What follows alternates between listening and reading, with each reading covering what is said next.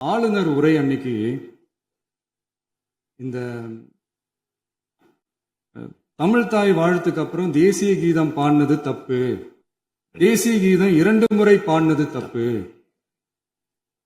அப்படி ஒரு நிகழ்வு இதுக்கு முன்னாடி இந்த சட்டசபையில நடந்ததே கிடையாது, அந்த மரபே மாத்திட்டீங்க, இப்படி ஒரு பெரிய ஒரு போர் மாதிரி எதிர்கட்சியை சார்ந்தவங்க எல்லாம் சொன்னாங்க இல்லையா. அந்த மாநில உரிமை போராளிகளை, அந்த மரபு காக்கிற உரிமை போராளிகளை ஒரே ஒரு கேள்விதான் கேட்கணும். 2021 ஆகஸ்ட் 2 ஞாபகம் இருக்கா? Centenary celebration of Tamil Nadu legislature. அந்த ஃபங்க்ஷன்ல நம்ம முன்னாள் முதலமைச்சர் கருணாநிதி அவர்களோட கலைஞர் அவர்களுடைய கலைஞர் அவர்களுடைய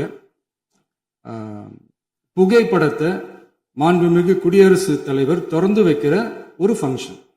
அந்த ஃபங்க்ஷன்ல நேஷனல் ஆந்தம் ஃபாலோடு பை தமிழ்தாய் வாழ்த்து அப்படின்னு அறிவிச்சது ஞாபகம் இருக்கா? அதாவது தேசிய கீதத்துக்கு அப்புறமா 2வது முறையா, நோட் திஸ் பாயிண்ட் மாண்புமிகு பேரவைத் தலைவர் அவர்களே, பிளீஸ் நோட் திஸ் பாயிண்ட்.